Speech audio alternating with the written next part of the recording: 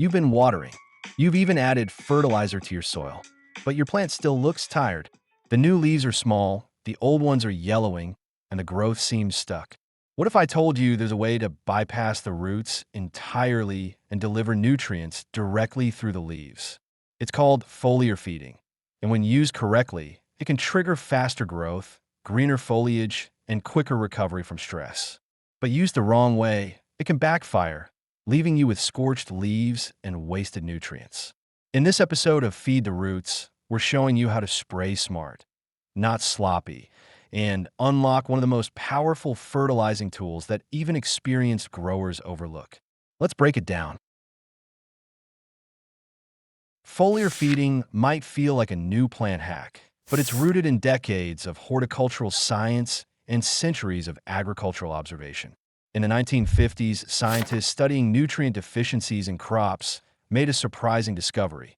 Plants could absorb minerals directly through their leaves, sometimes even faster than through their roots.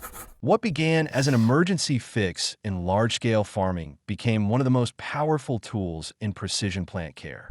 But the truth is, nature's been doing this all along. Rainwater laced with minerals, airborne nutrients carried by the wind, and dew collecting on forest canopies, rich with nitrogen from the atmosphere, have been feeding plants for millennia.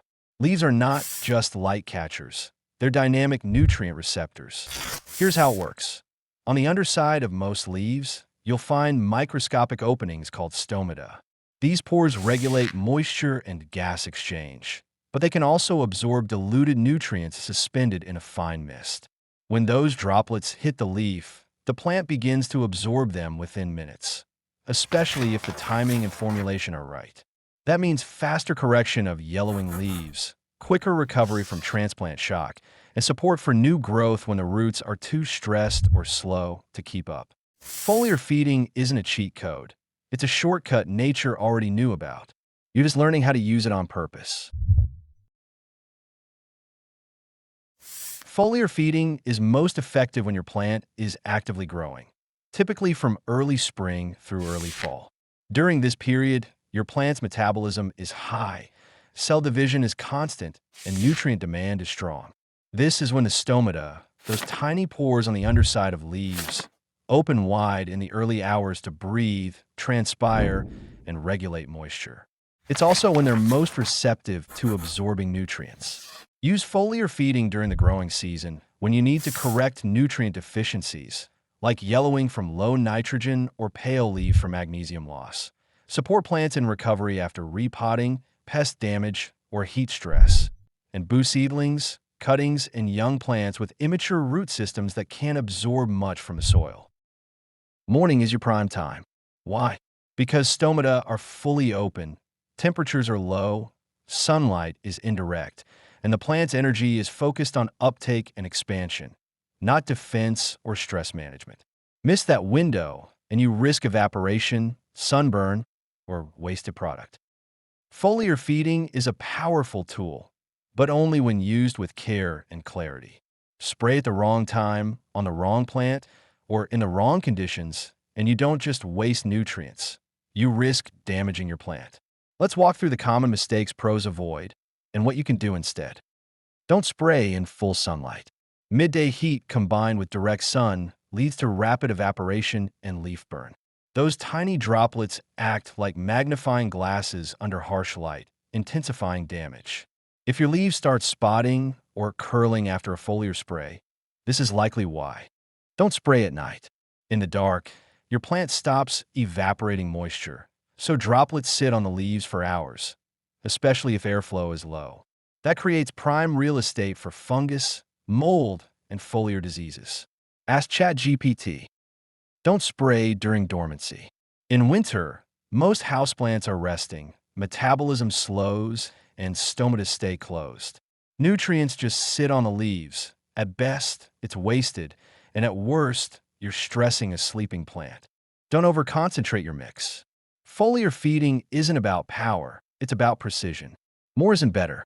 Use a dedicated foliar spray bottle that lets you measure and control dilution. We recommend using 1/4 to 1/2 strength of your liquid formula, and always test it on a single leaf before committing to the whole plant. If foliar feeding is your technique, then the tools are your instruments. Here's what you'll need and how to use it like a pro. The right fertilizer is key. Use a liquid fertilizer specifically labeled for foliar use. Look for chelated micronutrients, meaning they're wrapped in a form your plant can absorb quickly. Common foliar blends include iron, Fe, magnesium, Mg, manganese, Mn, and zinc, Zn, which are especially helpful for yellowing leaves or stunted growth. Filtered water is a must. Tap water often contains chlorine, minerals, and pH imbalances that can interfere with nutrient absorption. Use filtered, distilled, or rainwater for your foliar mix, and keep it at room temperature. Cold water can shock the leaves. A proper mister or sprayer is essential. Skip cheap plastic bottles that clog or overspray. Use a fine mist trigger sprayer for even coverage, or step up to a pressurized hand pump if you're feeding a collection or greenhouse setup. Dilution ratios matter. Always follow the label, but here's a pro rule of thumb. For foliar feeding, start with 1/4 to 1/2 strength. Mix gently, never shake aggressively, and test on one leaf before spraying the whole plant. Let it sit for 24 hours and watch for spotting or curling. Spray here, not there. Miss the undersides of the leaves. That's where the stomata live. A light coating is all you need. No dripping, no puddles. And always clean your sprayer after use. Residue can clog your nozzle or affect future mixes. Ask ChatGPT. Foliar feeding isn't about fancy gear. It's about intention and accuracy. Choose the right mix, mist with care, and feed what your leaves can actually absorb. The tools? They just make sure you get it right every time. Ask ChatGPT.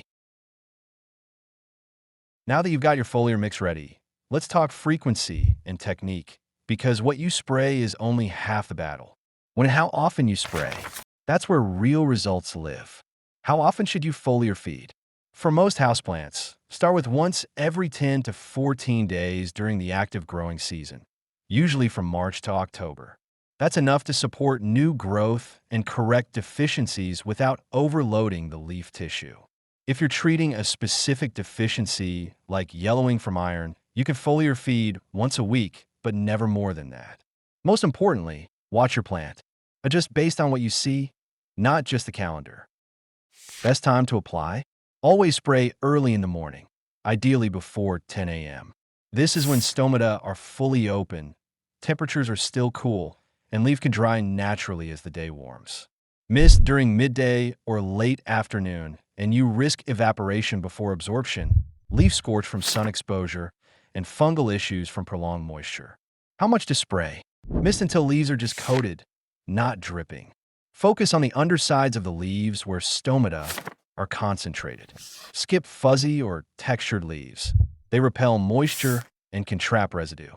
For trailing plants or those with tight leaf patterns, lift and rotate to expose hidden surfaces. Post-spray best practices. After spraying, let your plants dry in indirect light and avoid overhead fans for 1 to 2 hours to prevent rapid evaporation. Wipe off any overspray on nearby surfaces to avoid residue buildup, and always rinse your sprayer thoroughly.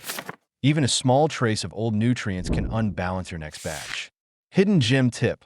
Label your foliar bottle by plant or formula, and keep a foliar log. Tracking what you used and when helps you fine-tune your care, and watch your success rate multiply. Feeding through the leaves isn't about saturation, it's about precision. Once a week in the morning, apply a light mist under the leaves, and let the plant do the rest. Don't guess. Don't soak. Feed with purpose. Here's your roots and roast pro tip. The part most folks miss. Foliar feeding isn't about fast results. It's about smart timing and measured responses. Track your plant's growth. Every 2 weeks, measure leaf span, count new nodes, and note shifts in color tone. For example, week 1, leaf span, 4.1 in. Week 3, leaf span, 5.7 in, plus 2 nodes. You can see results when you foliar feed with intention, especially if you're using the right dilution, timing, and spray technique. And here's the next level move. Pair foliar feeding with your soil schedule. They don't compete, they complement. Use foliar in between soil feeds to keep your plants thriving without overloading the roots.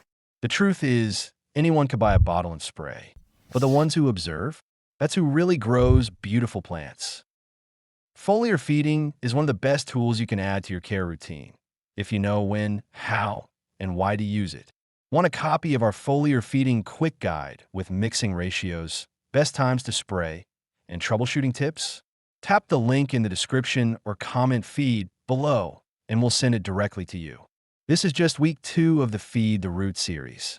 We've still got compost teas, root drenches, fertigation, and more coming up. So stick around, and let's grow smarter together.